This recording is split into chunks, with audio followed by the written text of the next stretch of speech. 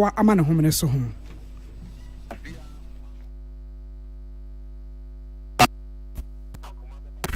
baby akopim no bi afa ne twintwere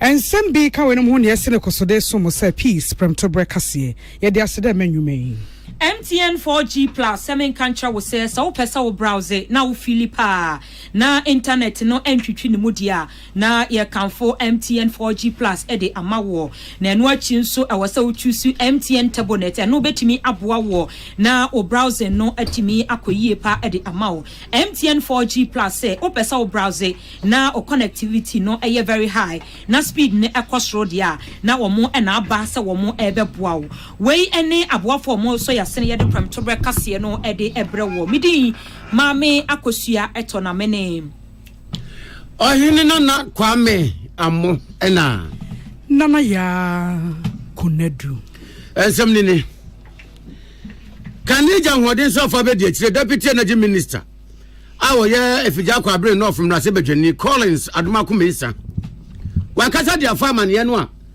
Public Utilities Regulatory Commission PURC aba bebo yen amanyere mu nsem ina atia wane se nyame ya adomu a efu bosumi ye dikogu na yesimbe bosumi mu a ne da to so miensa eko nkania ne nsuo buo de betum na santumi ena afija kwa abre no from na sebedwani Collins Adumakumisa se senka abani ni mu anka wa ma PURC fo kra ma bonti ameka amagana fo ante se aban ebeton kania ne nsuo buo mo sesan wo se na aban ene Ghana for eni ni ye kwa ni ye kwa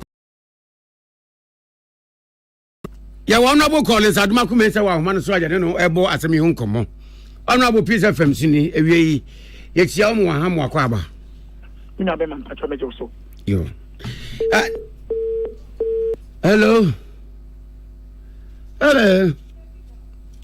oh Honorable line na atiko ya yesen se be kan biu na sentia se PURC be boya man yese yi a ya be kan se wo ne Ghana ban ne Ghana fo ni yi na se PURC wo maboya man ye dada ese bra no wo ma chiche mukura se quarterly wo me ba bonten na se wunya se yin na mahoden ene ensuo bo mo tumu a wo betum se ekofom so a ebekọ na ben chade na bonsemeni wu ono bo asa beka yensa ono be mo akwa babio ina be man pacho mejo so yo ensuo ni nkane abo ntumu a PURC fo be boya man yese fiti mebusume da to so miense ekọ ebeba no ewon komo na ye boyi ene se wo de enso so aba betom wi kwamba so ana aban ene Ghana fo ni yi se koba se ya betu nsuo ni nkane abo mu Domina Medema Edin kind Medema for the opportunity.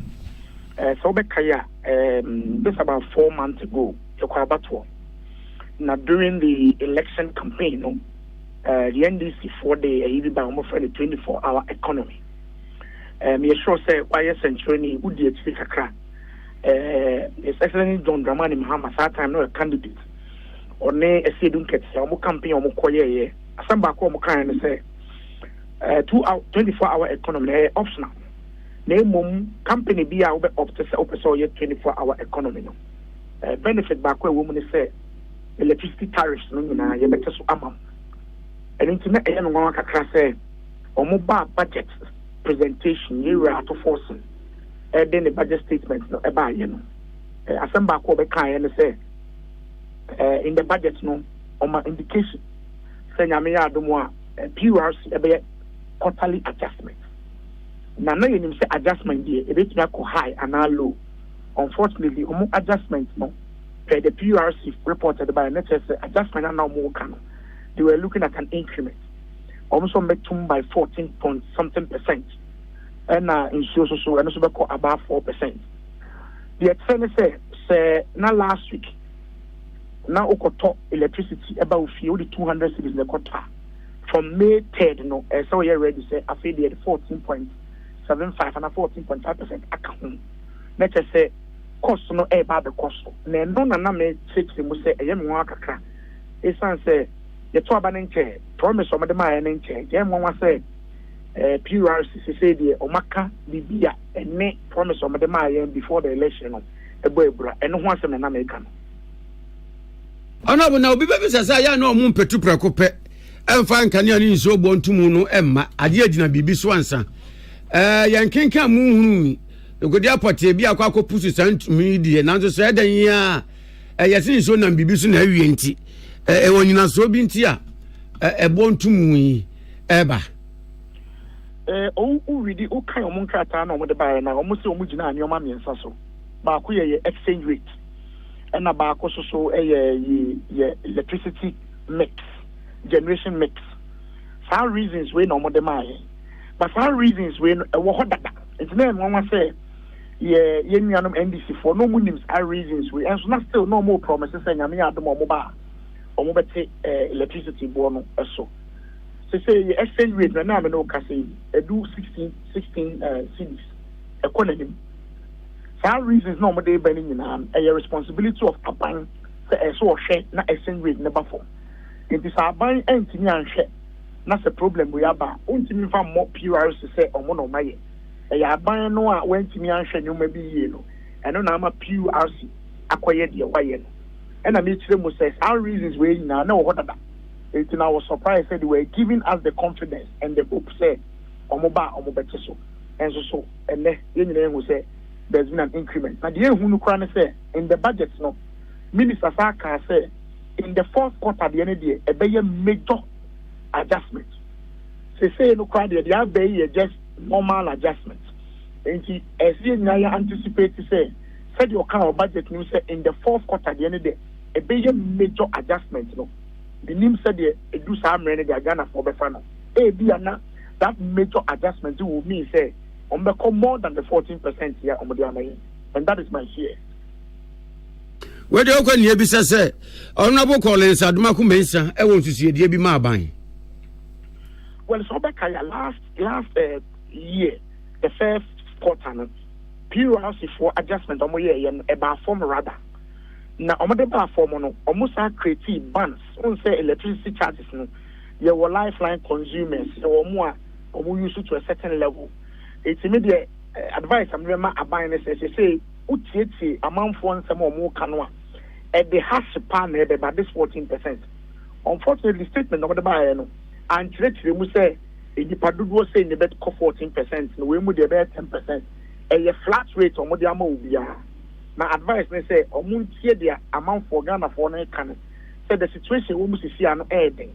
It will be better for them to come back with the bans.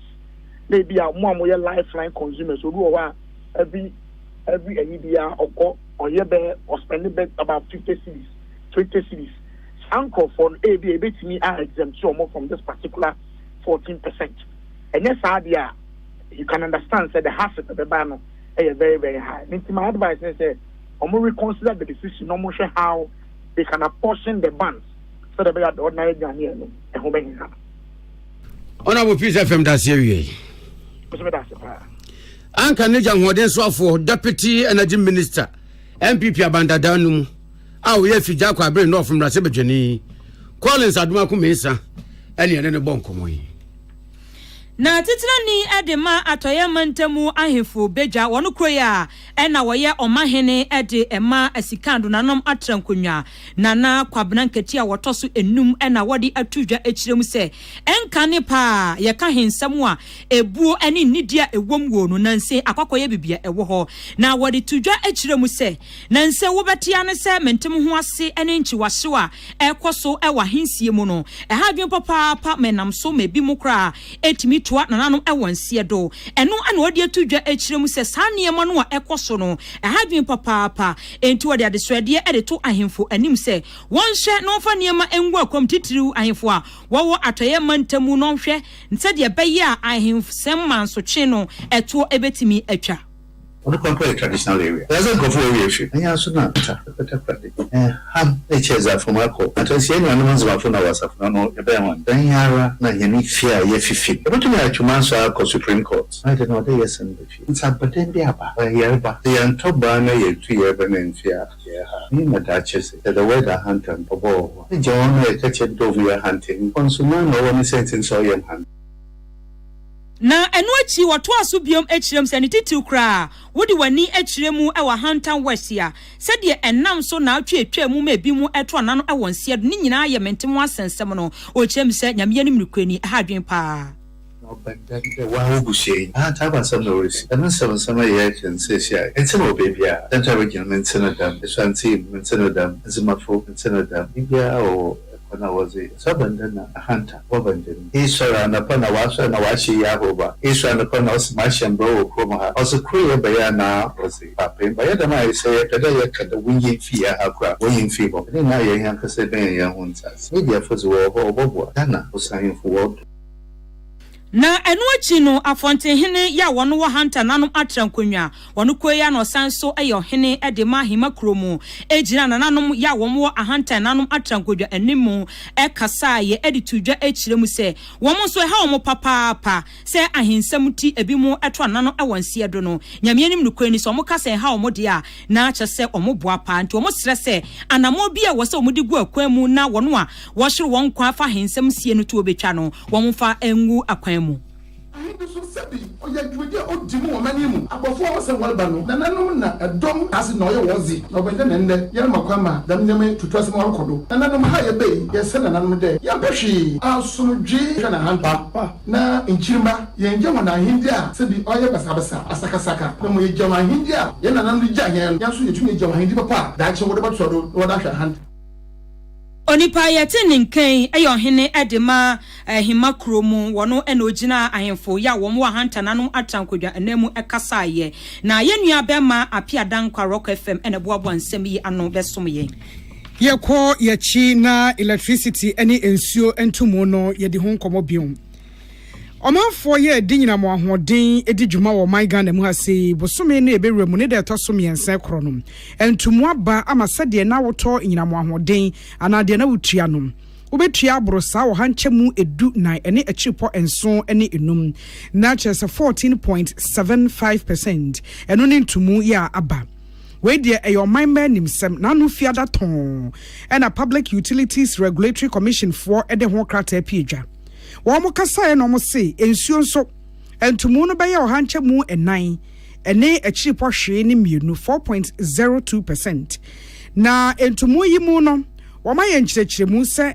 eye die obia etua no pai kokroko so Director of Research and Corporate Affairs MPURC Dr. Eric Obute Akasaye na wana na ya okase ekasa wa kyerɛkyerɛ mu de akyerɛ se die entie entumu no titiri electricity entumu no ayo hanche mu du 9 ne akire ene se eka ewo ho eka no abo ape so setie bia wo se efrase etutu ye ntutu sa aka no a ebemem yen yes be ewu bia na say utilities they can't even get trading space at all. In the Midday, there are 976 million people who are also town. But in the wisdom of the area commissioners no, the 976 million they carried this month for these 3 quarters, the first 3 months, no, it would have been in the region of about 6%. That would have been a tariff, 6%. But we need to take part of it as well. Because the yes and they just accumulating and accumulating and accumulating.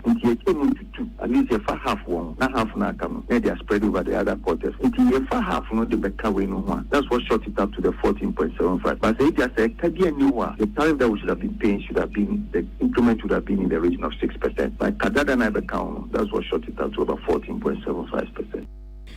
Enti enchemuni ni dienti a yetua ohanchemu edunan ne akire ede episo Dr. Obute Amenensi okasaye ede fa osomo asa anwumen ede so mamanfo ene pre echina so enedum echina so ensuo no kora de enkrofo de ebi ana afe na emaye enti edi ene tesa wo se atoda na wo so mu yensisi eti ano no planned maintenance ene bi won so a ebedum na efu omumu unplanned ni nyina na hia so mo ye ho adwuma nti wo se nyina mo ahode no ye dum ba bia ye twefiri na ye kokosiesie na ye hia ya so de ama PRC bekoso na ma bo manfo ho ban na afei preso anaso adundum be ha manfo no yaka ho nsem eyi. Let me run you through one or two things. What can be said in utilities? Supply, service up to point. But one of the things is this: maintenance schedule. Now maintenance, we have planned maintenance and unplanned maintenance. Planned maintenance, like I say every 2 weeks, and I said this week, transformer inform the utility, they inform the consumers on radio by their flyers, and informing us in say and a planned maintenance, which they inform everybody about. Now, on planned maintenance, we have considered and show tona from Abona if you do a toll line as well. They don't have control over that one. That's the forces of nature. They cannot plan and tell you ahead, say, no, they don't have control over that one. They cannot inform you ahead of time. Onipa yete ne kasei eye openia oni amansan di enkita ho na wasan so da hwehwemu ano e Public Utilities Regulatory Commission ne atena ye no obroni beka say Director of Research and Corporate Affairs Dr. Eric Obute na ye kwa homa so na ye ne Yera Seth Chum Akwaboa wa Chief Executive Officer Association of Ghana Industries Edin Kitahu. Mira, Peace FM Suni, Mahai. Major so. Yajidis a radiadom hoye. Yamiadum. You. And to motor 14% for electricity, 4% ewon sio ba. Yana yetenim sem penifone mudi enkitahu wechire ho. Enkitahu bia koso ama mwaje atum. Lokre enkitahu kakra koso. The kind of purity, no mudding at the purity level, and think kitahun kakra koso, and na yinim say in the bakosro kakra. Na announcing it wasn't too much of a surprise. Na the news say normally near automatic adjustment formula I use to. Into every quarter they are near share. They will never be determined what the tariff should be using the automatic adjustment formula. So it be an energy mix between hydro and then thermal. It be a poor prices internationally. Send an impact to Ghana so and the exchange rate and the inflation. So these are the factors. Now, not a automatic adjustment no dia. Send na nipa na one kasai from QRC kasai no nanka adjustment no senka yekete tu ni ni say aya 4-5% but 14 no dey akosro the explanation of them man say am say last quarter no so ya nye adjustment no ya nye she into ama accumulate some debt they want to recover that debt into recovery no na dey sa ekawe abeka ho ama na akosro say Nkitahu de kakra koso ama yehu maniso kudinti ade sa adiwe aba enti bro mu kire mu se last quarter no na ye ntutu anamon bi e wo se etutu ama eka abafie wo se yetutu no na nkitahu course wie ya na mo hwe sentumu kakra beba anya hwe automatic adjustment formula ninti na ko ba 14.75 no enwumanwuma Mojene saying? Oh, the Dika no Senna Senna Nimno, Brunica research between the rock and the hard place. Either way is tough. So far the fact says utility companies, we have to keep them surviving. Almost to me and survive, you almost mean produce power in my end. And my intimate on one hand, you want to protect the utility companies, you want them to survive. And some adjustments have to be accepted. Otherwise, their business cannot go on. If their business collapses, it will affect us. On the other hand, increases there were serious implications on businesses because as one goal, we are increasing your major costs by 14%.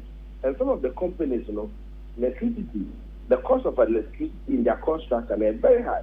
If you take the steel companies near this year, electricity can account for about 50% of their cost of production. So when you increase one item cost like that by 14% as a goer, it means that your cost of production is really going up. And when it's going up like that, that's why your competing countries, almost costs are, it makes it very uncompetitive. If you take China, for example, they are doing 10 cents per 4 cents per kilowatt hour. Ghana, we are doing 10, 12 plus. It is a circle should say that means that it's making us more and more expensive. The cost of electricity more and more expensive in Ghana, and therefore making your cost of production very high. And we appreciate some adjustment is important to keep the companies, the electricity, the water, VRA, and all the producers in that mix. They are a friend is a utility companies to be surviving. It is a very difficult situation for companies because on one hand, if you don't support them, they won't survive. They are accumulating debt. That companies will recover. We do it